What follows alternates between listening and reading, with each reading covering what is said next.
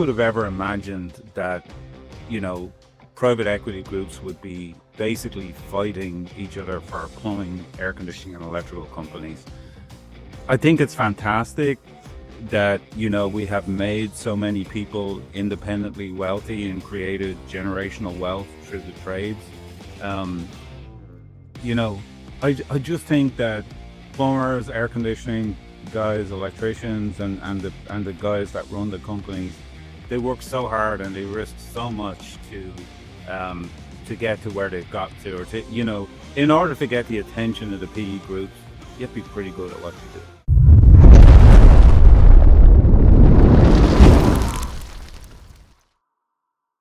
Hey, what's up to the point, listeners? It's your boy, Chris. It is the week of Thanksgiving. Turkey Day, as some might call it. And our guest does not celebrate it. Man, I wonder why he does not celebrate it. Well, I guess you'll find out soon. He's been a guest on here before.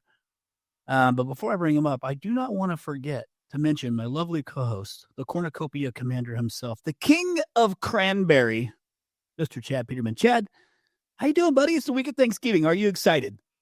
I am doing pretty well, although given that this may be the first time I've seen you in any color other than orange or black, you're really throwing my eyesight off. And if the king of cranberry, I think, should go to you with that sweatshirt on.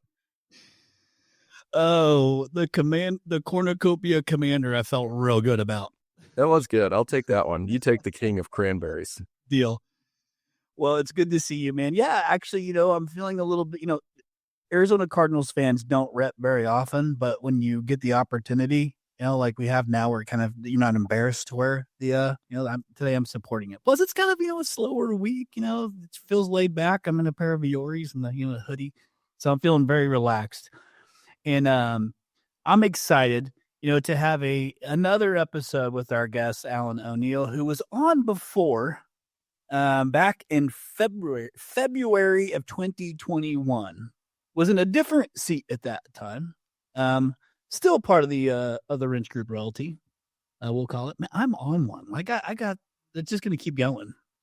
But because he's by way of Dublin, he's not a Thanksgiving guy. But hey, he is thankful. I'm certain of that, for the home services industry, and of course this podcast, because it teaches all of you listeners so much. And he is a wealth of knowledge. Now sits in the consultant role for Wrench Group, still over consulting with Abacus, which is in Houston and Austin. Fantastic company, super early to the game in the whole home services private equity deal, back with Colin, that whole deal to Ken, and that was cool. So we were a part of all that. Alan, Chad, just so you know, back in the day when we were still working with Abacus, he actually was on early enough that he worked with Anna directly. I was not a part of it. He worked with Anna Yano directly. So one of the lucky winners of that deal. But Alan, it's good to have you back on the show, my friend. It's great to be here, Chris. Thanks for asking me to come on. In the consultant role today, my goodness, life is good for Alan O'Neill right now. It certainly is, Chris. It certainly is. It's been a long haul, Chris. So I'm thankful to have some time. Speaking of Thanksgiving, I'm very thankful to have some time to spend with the family and the grandchildren. So and still be involved in the business to keep the juices flowing. So it's the best of both worlds, actually. So you still get to scratch the itch a little bit, but you got to be in there all the time. You still get to share your wisdom and hope that they take your advice. Exactly. If they don't, Chris, well, what can I do? You can lead a horse to water. Absolutely. Lead a horse to water. So, for some of those listening to, I just want to hit on a couple of quick things too before I get into asking Alan some questions from his now consultant role, but all his tenure in the trades, because came from Dublin. If you missed this first episode and you want to hear more of his background, it's actually a really incredible story. That was episode 58. 58 back in the day. But again, it was episode 58 back in February. So if you want to go back and look for it, you can listen to Alan's story and hear more about all of his come up. But we just I guess this would have been a week or so ago, a little over a week and a half or so ago, had a fight that happened between Mike Tyson and Jake Paul. And then I heard after that fight, we all were hoping that Mike Tyson was going to knock Jake Paul. I think the entire world really wanted that to happen. I think it became pretty clear about round 2-ish that was probably not going to be the case. But I did hear afterwards that yet again, Mr. Jake Paul says, Hey, Conor McGregor, what do you think? And I think Conor probably laughed it off, but he likes to make money too, so him and Jake think alike that way. But what do you think? I mean, did you pay attention to any of that stuff, Alan? I did. I was a curious onlooker, Chris. Of course, wondering how Tyson would perform after after such a long layoff and at the age he is today. But let me tell you, I am Irish, and of course, Conor McGregor is Irish, and I absolutely think he's a certified lunatic. I mean, absolutely way out there. So. I actually looked into having him come to Rhino X 2025 and speak, because it is geared around the greatest showman of the industry, and we want to feature some of the greatest showmen in their industries, and certainly Conor fits into that role for UFC. But he is a certified lunatic, and I think that's kind of what would make it fun, and they would have another big draw. Okay, I want to move on to something more important. Thank you for indulging in that. And Conor, if you're listening, and I'm certain he probably is, you should probably take that fight. Didn't really mean that, Conor, just in case. Okay, so just briefly again, like we were talking about pre-podcast, Al, maybe just share with listeners real quick, fast, hey, Abacus into your consultant role as you sit today, and then I'll start going and asking some questions from there. Yeah, so I founded Abacus in 2003, Chris, plumbing only. Ran it for 9 years. We were sitting about 11-12 million in sales. By chance, met Colin Hathaway, who was looking to acquire a company at the time. He already had Berkey's in the Dallas area. Launched with Colin in February of 12. Pretty quickly, actually a month after we closed the deal, we started doing air conditioning work. Continued to grow, and eventually, of course, Alpine were the backers at that time. They were backing the deal. And then Alpine eventually sold us on to InvestCorp in 2015. And that's when we became the Wrench Group. So I ended up being the regional CEO for Texas. So I had Abacus, I had Berkey's, I had Baker Brothers in Dallas, and eventually I launched an Abacus branch in Austin, Texas. And so that was my role, Chris, from, really from 2012 on. I was taking care of Abacus and Berkey's pretty much from the start. And so the regional role was my role all the way through 2022 when I talked to Ken and said, look, I'd like to slow down a bit. Ken said, look, we, really don't want to lose you. We'd love you to stay involved. So we decided I would consult to Abacus. And Tony Patino, the new president at Abacus, has done a fantastic job. But as we all know, and I'm sure Chad can relate to, it can be a lonely spot sometimes sitting at the top of these larger companies.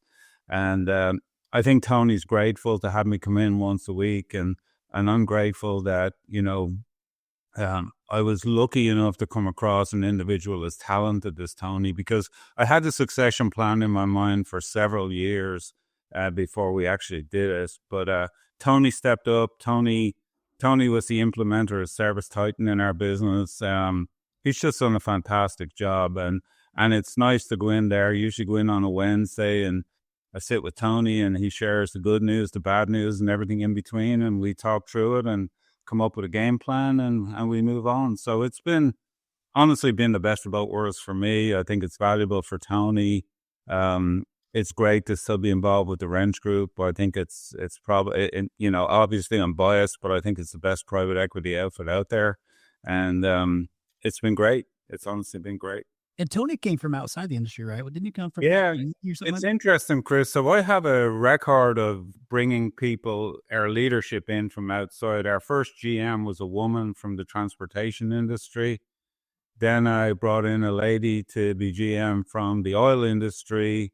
Tony was actually, before he worked for us, worked for a moving company, Three Men Movers. And prior to that, he worked for Aramark Uniform. So no background in the trades at all. But what I found when you bring leadership in from outside our industry is they ask very interesting questions and they challenge your train of thought. And I found that very valuable as I was growing Abacus to the size it is today, you know.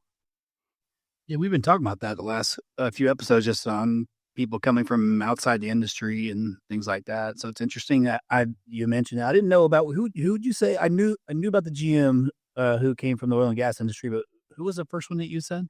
Yeah, it was a lady called Lori Johnson. We actually moved her from California to Houston to take the role, and she was GM for 2 or 3 years, Chris, and did a really solid job. But eventually, she really started missing her grandkids in California and decided to move back. So,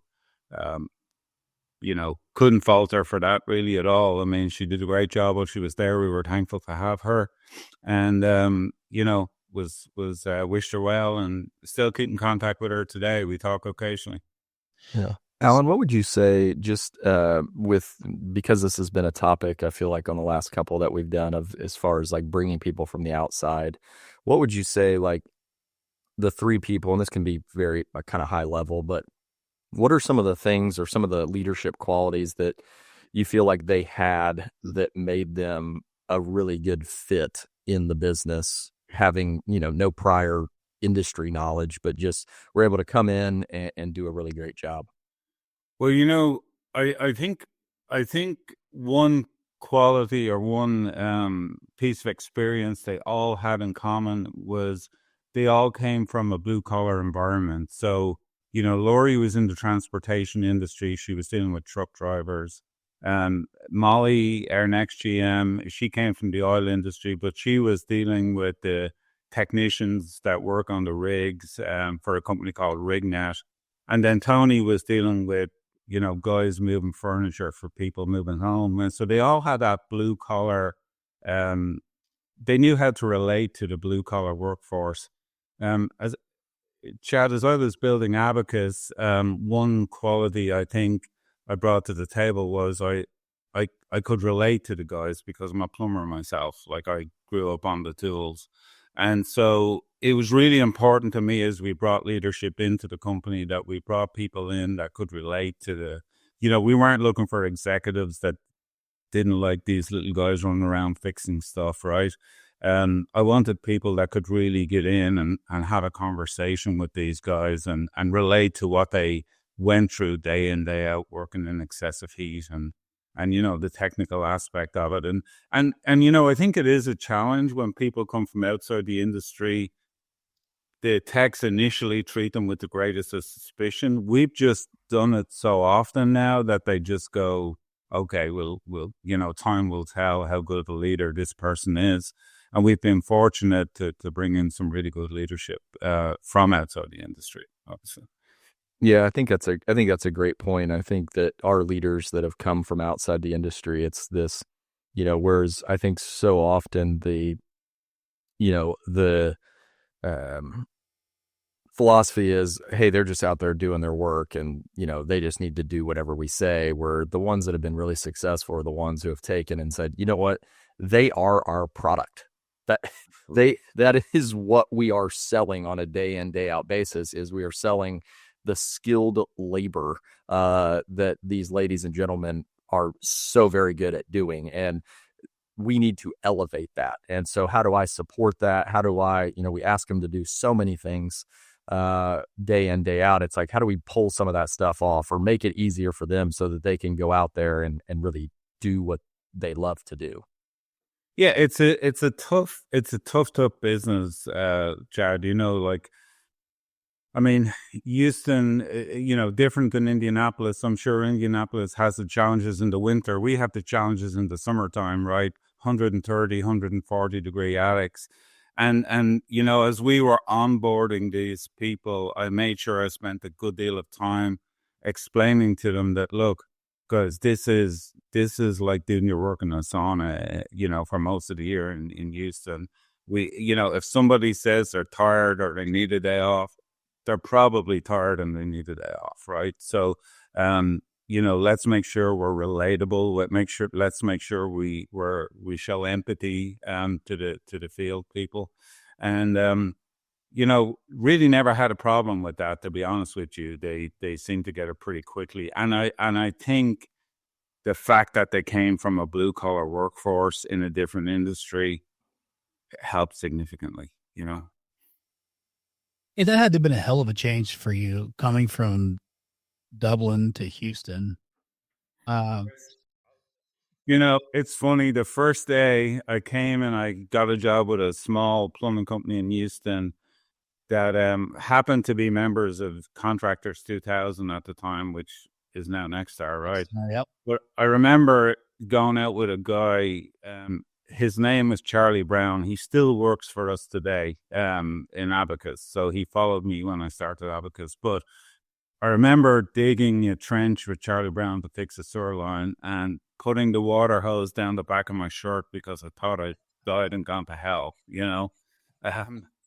And, lots of days going home with cramps, asking myself, what am I doing here? Like, why did I leave? When I left Ireland, Chris, I don't know if I ever said this to you before, but when I left Ireland, there was a heat wave. It was May 1996. And I wish I'd have saved the newspaper.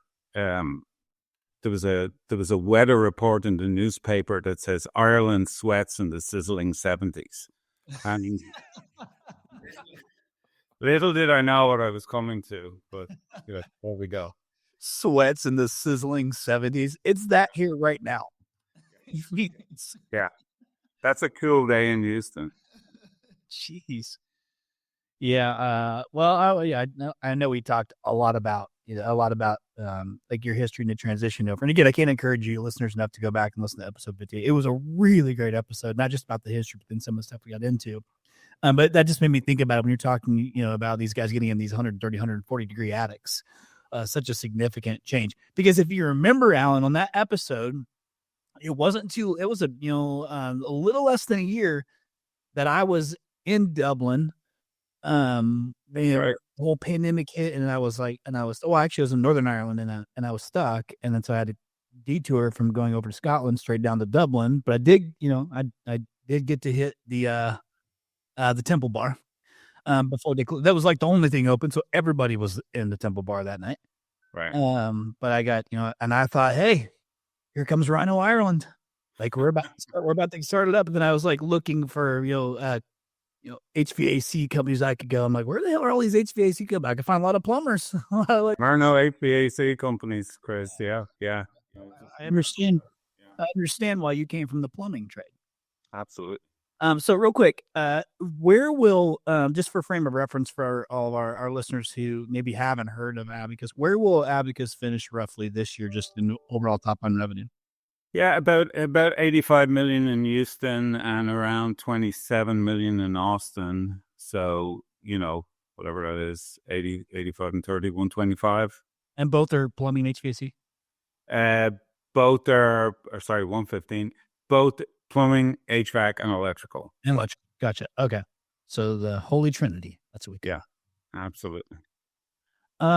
Okay, so and generators has become a big thing for us, Chris, obviously with the storm. So the demand for generators in Houston and Austin right now is pretty incredible. So we've launched a generator division and are doing really well. Huge backlog of generators to install. Yeah, generator business has been fantastic. I've started looking at it more and more, and it's like a really good lead to go after a fairly decent cost per lead when all of us are looking for any fairly decent cost per lead in the digital space. Yeah. But yeah, I mean, it's a great little. It's like going after water heaters. I like it on the electrical side. So, damn, I was going to ask a question and I totally freaking forgot what it was. Oh, do you do? Are you guys doing or have you dabbled ever at all in insulation? Yeah, we do insulation on the HVAC side. So we have an IAQ division that does insulation and all the other IAQ products. But we found that, Chris, most homes we went to install HVAC systems we're very poorly insulated. So the blow-in insulation is a pretty easy add-on for us, and we do a fair amount of it. Yeah, and it's one of those things that I think a lot of HVAC companies kind of overlook, and it's not big money per job, but it significantly adds to the ticket if you do enough of it. You know. Yeah, well, I mean, Chad and I have been talking about this over, God, I don't even know. Feels like a while we've been talking about just insulation in general. And, you know, I don't know if you know this or don't know this, but, you know, Chad and I actually, well, actually, you probably saw I started a roofing company really beginning. Well, Chad's my partner in that. So, Okay, great. and another one of our friends. But we kind of talked about the same thing in the roofing industry as like, wonder if we could have added in, we could do an add-on insulation to that as well. I mean, we're up on roofs, so it just seems like a really great add-on business, and it does seem like maybe it gets overlooked, or maybe people think it's too complicated. I don't know. Like I said, we're still kind of like talking through it too, but I just was curious to see if you did it and what your thought was on it. Well, I know Colin's company in Seattle, Guardian Roofing, that he owns up there. They just, well, fairly recently launched into gutters. Gutters is a great add-on if you're in the roofing business. And, you know, I think there's a very low level of sophistication in that industry, Chris. So That's actually a good point. I should connect with Colin on that and just get his take good, on the insulation side. So I'll take that as a takeaway, Chad. I will shoot a text message to Colin. Hey, real quick, I'm going to jump into just a few like offer type stuff that you guys have historically done at Abacus, and I'm sure Chad, this will kind of trigger Chad to ask a few things. Like one of Chad's, I'm assuming Chad, this is still one of your main go-tos, is like the free furnace. The free furnace offer that you guys do at Peterman Brothers is like been a very successful, call to action for these guys in Indianapolis or in Indiana in general, or I guess they're all across Peterman Brothers. But you guys have your like the HVAC buyback offer that you have rolled out is like it's like save up to $4,000 or $5,000, something like that. I can't forget what the offer is. An HVAC buyback, or I'm assuming there's a furnace buyback. When you guys get you guys, is Abacus still rolling that? Has that like been the go-to offer? No, we've kind of gotten away from that the last couple of years, Chris. What we're really focused on in this last year, we just launched. We basically redid our service agreement completely. We had 3 separate service agreements. So we had an air conditioning agreement, plumbing, and electrical agreement. But we launched one VIP agreement, which basically gives the customer all 3 trades, and they can choose where they want their inspections. So they can have, it's set up for 4 inspections. So ideally 2 HVAC, 1 electrical, 1 plumbing. They can have 4 inspections on the HVAC system if they want. They can have 2 on plumbing, 2 on HVAC, whatever they want. What I think's been really interesting about that, and it's been more on the plumbing side, but if you're a VIP member, you get free drain cleaning. So if you're signed up as a VIP member, we're cleaning drains for free for you. The amount of underground work that has led us to has been really unbelievable.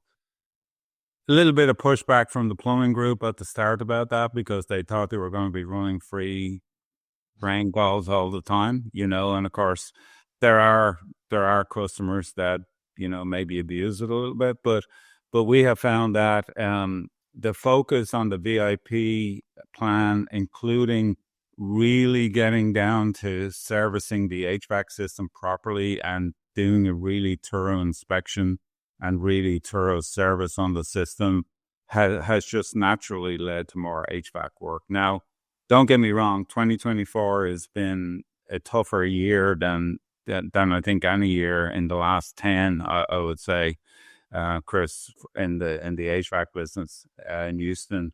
We had good weather, but it just seemed like calls were getting harder and harder to come by this year.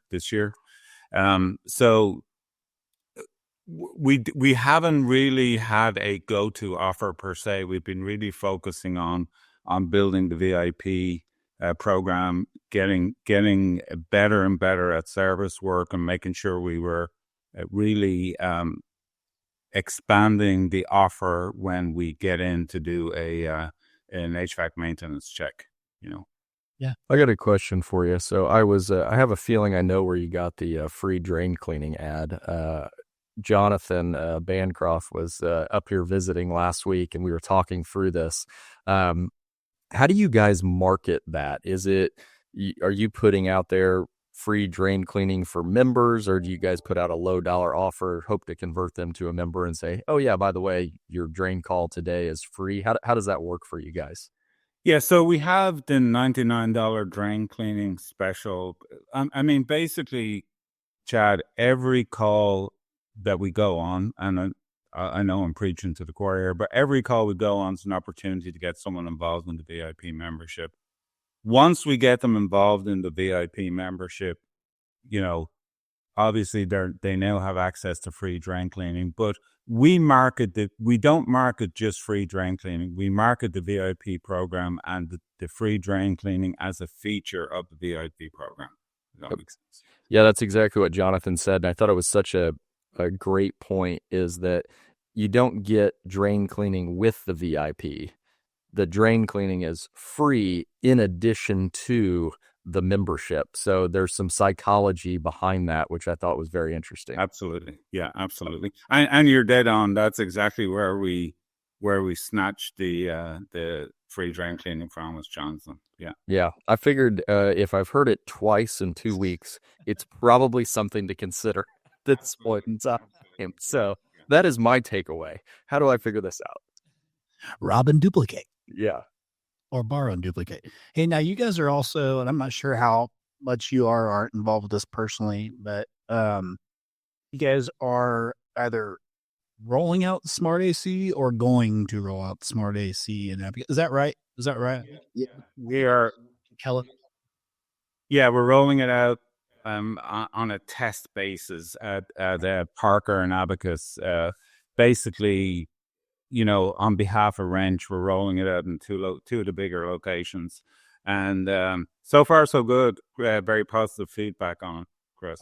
Is it something that you are going to, or that you're thinking, say it pans out, that will become now part of the VIP membership somehow or something like that too?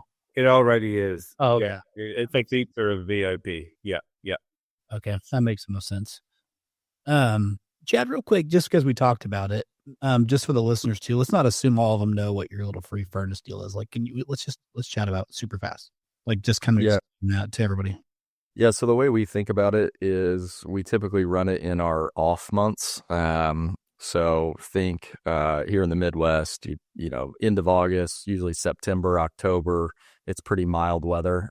In fact, November has proven it's almost 70 degrees here today. I'm wearing shorts, and it's almost Thanksgiving. So it's supposed to get cold next week. But so we run in the off months, and the thinking behind it is, in your off months, you're going to have to get a little more scrappy to win work. And so what we decided was, well, rather than not get into homes, because there isn't any reason for me to have you out if it's 70 degrees and I don't have my furnace on, the thought was, well, why don't we just show the discount that we're probably already going to give this customer to win the work once we get in the home.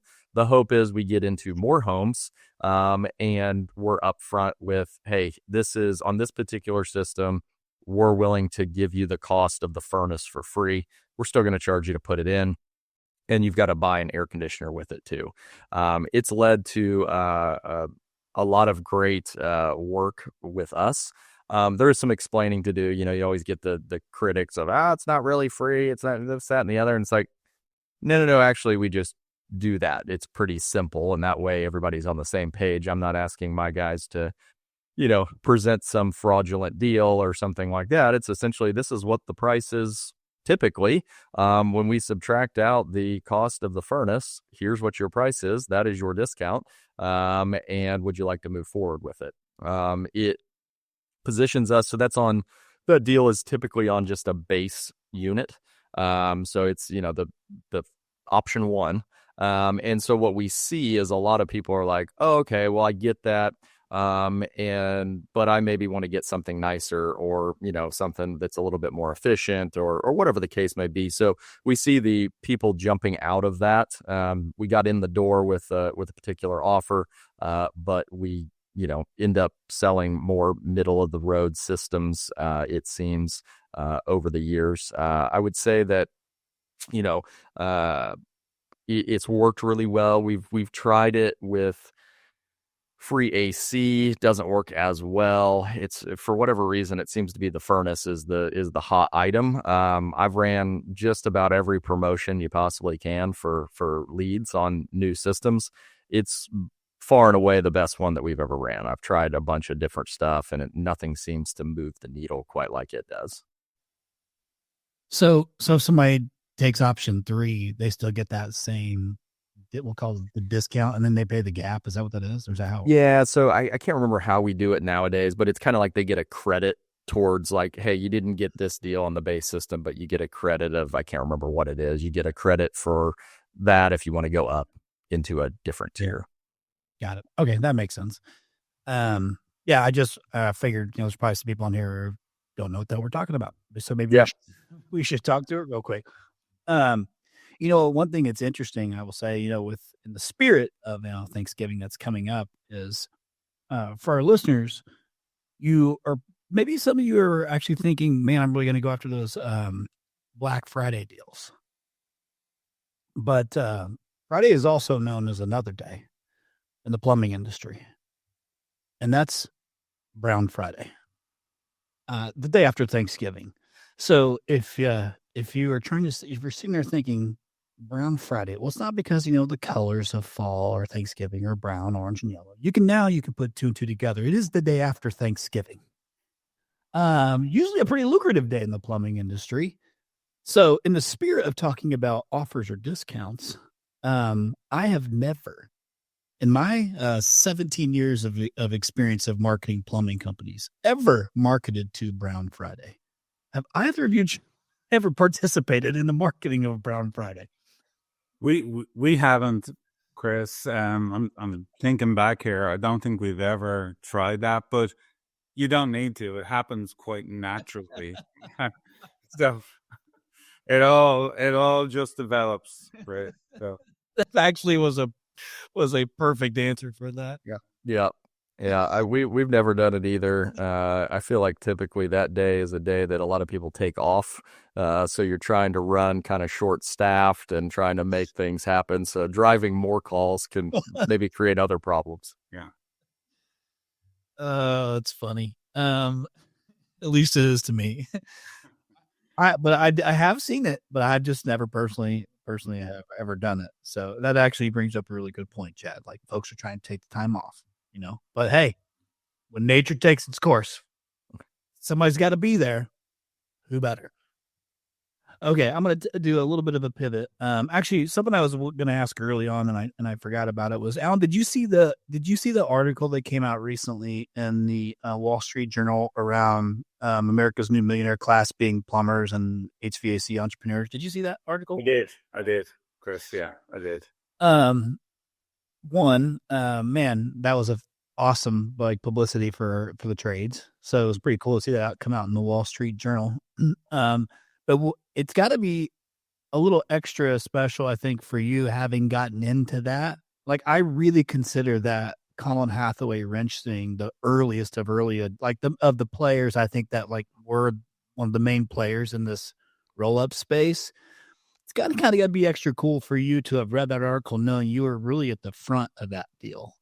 And I think, Chris, when I think back to 2012 and doing that deal with Colin, I could have never imagined that what was to follow, right? And the way the multiples were going to, just go up and up and up and up. I have zero regrets that I did that deal when I did it, Chris. I mean, I think it was perfect for me. And I've only tried since doing it. But who could have ever imagined that, private equity groups would be basically fighting each other for plumbing, air conditioning, and electrical companies? I think it's fantastic that, we have made so many people independently wealthy and created generational wealth through the trades. Um, you know, I just think that plumbers, air conditioning guys, electricians, and the guys that run the companies, they work so hard and they risk so much um to get to where they've got to, or to, in order to get the attention of the PE groups, you have to be pretty good at what you do, right? And so I think, yes, we were very early. Who could have imagined what was to follow? And I just think it's the greatest thing in the world when I hear these stories about people, selling, and then people like Chad who've said, no, I want to continue to do what I'm doing, and let's see how big I can grow it. It's an unbelievable opportunity. I will tell you, I kind of enjoyed it being a secret for a long time. you know, um, I mean, I think it's really cool that all this wealth is in the trades, and really nobody had a clue what was going on, unless you were in the trades.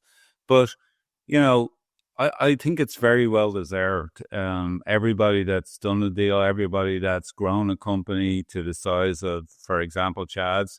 Um, Unbelievable amount of work, unbelievable amount of sleepless nights and heartache that goes with it. It's just, it's so much work. It's so much work, and I think you should be rewarded for it. And kudos to everybody that has been rewarded for it. Yeah, I remember, Chad, I don't know if we were having a Redbird call or whatever it was, but you and I were on a call on a Saturday, and you were sitting right in that exact same seat. I think it was a Saturday. And it was like or maybe, I can't remember what day it was. You remember that? And I was like, Chad, what the hell are you doing, man? You're at the office? And you're like, yeah, nobody's in here today. I can actually get some things done. Yeah. Yeah, it was actually a couple of weeks ago. I was running a pilot test on some follow-up strategies that we were doing. It was actually on my birthday. And my wife was like, "What are you doing?" I was like, "Well, like, I really enjoy this." And my parents had taken the kids, and she was out working, and I was like, "Hey, I'll just go to the office and get some things picked up." But yeah, I mean, Alan's right. I mean, I think that there's so much hard work that goes into it. It's, I often feel like you're juggling 100 balls in the air, making sure everybody's happy and everybody's where they should be, and our customers are happy, and we don't have any issues, and weather and all of these things, that I think that, I'm with him on the, I think it's deserved. And some may argue that the multiples may not be deserved or whatever it may be, but I think it's interesting just to see it. I think it's also, in my opinion, private equity's entrance into the space has only made everyone better. That's the reason why, you have two software tools as sponsors of the podcast, Rilla and Chirp. Well, like, they wouldn't be doing the things that they're doing to help our businesses out if they hadn't been introduced by all of this kind of publicity around it. And so I think it's interesting, and I think it's really kind of just elevated the level. Is there's so many tools out there, there's so many, groups, and everybody's helping each other, and we're all getting better, that I think that it's really kind of interesting to think about how far the industry has come, call it in, 4 or 5 years from when kind of, right there around COVID, when private equity exploded into the industry, and where we are today. What's it look like in 5 years? I mean, that to me kind of blows my mind as far as like what we could be doing and the tools that we have, and all of the opportunity that could still be out there. We could just be scratching the surface, which is kind of crazy. Yeah. Yeah, I think you bring up a good point. Maybe I'll just, kick that over to Alan. Thanks for a nice little shout out to our sponsors, chat. That was what. That's right. Hey, I'm here to help. Very good. Very good. But there has been a lot of emerging technologies come out that have been great, but there's a bunch, right? And it's like, and I know Chad will talk about how it's like shiny object, where you kind of, this one looks cool, this looks cool, but then you kind of half-ass implement them when you do it, because you've got too many things, so maybe you just need to focus on a couple. But is there anything that you have been paying attention when it comes to like emerging technologies, Alan? Is there anything that you've been paying attention to, or anything that's like exciting you and by the way, it doesn't have to be our sponsors, so I feel no need to say. Obviously, Chris, I think AI is going to play a big role in how we interact with customers going forward. Um, I think the smart AC thing is very interesting. I think every time you can have a customer interact with an app and you're branded on the app right in front of them, it's interesting. There's lots of new thermostats out there that are, you've heard the term real estate in the customer's home.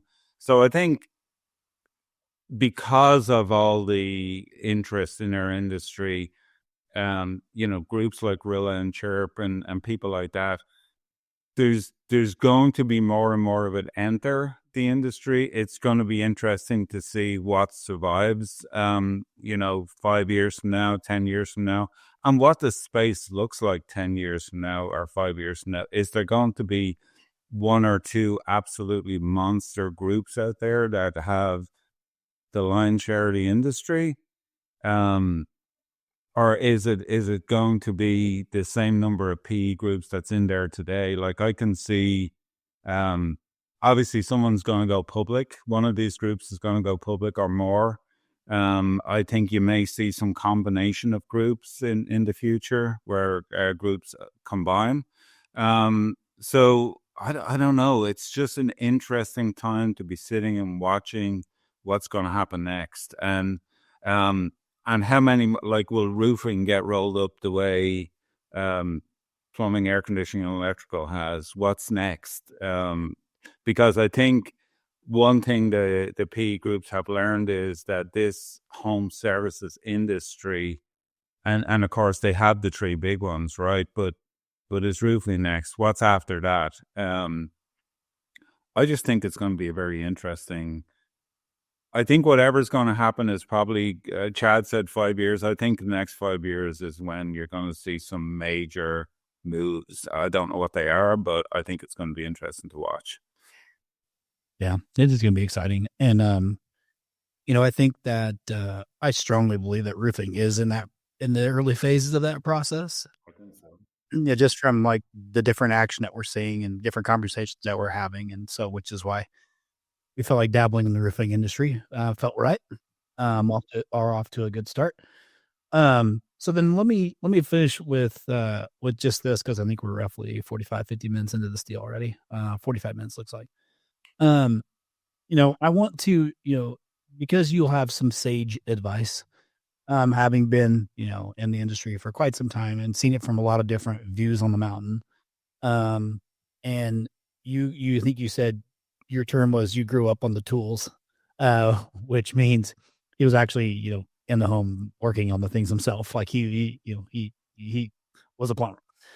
But what are you paying? Well, I mean, I'm assuming in the your consultant seat that you're in now, it's probably a little more fun, little less stressful, which might give you the opportunity to kind of like think about, down the road a little bit more, just about the industry as a whole. But like, is there anything that you're paying close attention to in today's climate? Is there like just anything that you're saying, hey, we need to make sure that we're keeping an eye on X, Y, Z? And I'm not just talking technology. I'm just talking anything in general, whether it be training, best practice groups, offerings, equipment, just, inflation, anything. I mean, now that we know who our next president is going to be, is there anything that you've been paying attention to in the industry that you might be able to share with the listeners? I think something we all need to pay attention to is the next generation of our workforce, Chris. I think we're not doing a good enough job as an industry at bringing people up through the trades. You spoke to Jonathan, he's got a school. But that's very much not the norm in our industry. And like coming from Europe and from Ireland, look, we had a very structured apprenticeship program to become a plumber in my case, or whatever the trade might be. But we don't have that here. And so we're depending on putting guys in trucks and hoping they learn and I'm talking about the majority of the industry. The more cutting edge companies are doing a better job. But I think we have to pay attention to making sure that next generation and the generation following them are trained properly. They understand the soft skills as well as the technical skills. And we just have to do a better job of training across the board. I think that's one thing that always kind of plays on my mind that I just wonder, are we doing enough with today? From a technology point of view, I wonder, are we going to have humans answer the phone here 5 years from now, 10 years from now? Like, I just think that the AI stuff is so interesting, and so many people are dabbling in it. I don't know if anyone has perfected it yet, but I think eventually call centers may be a thing of the past. I think it may be all done through AI or some other form of technology. But it's going to be interesting. It's going to be interesting to see. Not sure I'll care that much about it 10 years from now, Chris, but it's going to be interesting to see what happens. That's fair. You've earned the right to not care. Yeah. And 10 years from now. Yeah, I appreciate that. Hey, is it the same in Ireland or the UK? Like, is the same issue of folks not wanting to get into the trade or not going into the trades, or there's no one trying to steer people in that direction? Is it the same thing over there as it has been here in the States? Yeah, it is. There's a huge shortage of trades in Ireland, Chris. I own a house in Dublin, and I've just gone through about 18 months of getting work done, and it's been challenging to find it. Now, I got lucky. I think I got good guys, and they did what I wanted them to do, but it's so hard to find tradespeople, and it's so hard to schedule appointments, and they're very laid back over there. Like, I remember a conversation with a guy, and I was trying to get someone out to the house, and he said, "Yeah, we can do it." And I was like, "Well, like, do you have any idea when?" Soon. But you know, it was like dragging information out of him, and he's like, "We'll call you when we're ready." And I was like, "Well, does that mean like this week, next week, 3 weeks from now?" Like, 'cause I'm only there for short periods of time. So anyway, it's interesting. They're years behind in terms of the customer service interaction, but definitely, I can tell you in Europe, especially in Ireland, we have a lot of Eastern Europeans in Ireland now working in the trades, but there's a huge shortage of tradespeople all across Europe. Absolutely. Well, I'll tell you what, I'm going to be out there, and I'm not sure if we're going spring break or if we're going summertime, but just give me the the door code, and I'll go and make sure I check on the place for you. You're a good man, Chris. I appreciate that. I'll make sure that the Jameson is safe and that the Guinness is cold. Absolutely. We'll take care of it. Don't worry. That's what. See, I'm a good friend. I'll take care of you. No problem. I got this. You, Chris. So what I'm hearing is it doesn't sound like it takes a lot to really stand out in Ireland to be an exceptional company. You just got to say, "Hey, yeah, I'll be there in 2 weeks," is better than "I'll get back to you when we're ready." Yeah, absolutely. Holy, can you imagine that here? Oh my God. No way. Although it does feel like that sometimes. Well, listen, Alan, I appreciate you giving us the time. It's always great catching up with you, man. I appreciate you. I know we had to move this thing around a couple different times.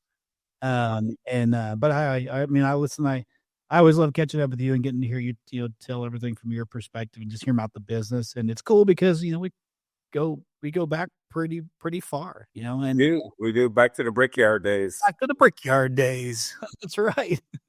Brickyard Marketing was, for those listening who don't know what the hell he's talking about, that was the name of the company before it was Rhino. It was called Brickyard Marketing, named after the famous Indianapolis Motor Speedway, the Brickyard.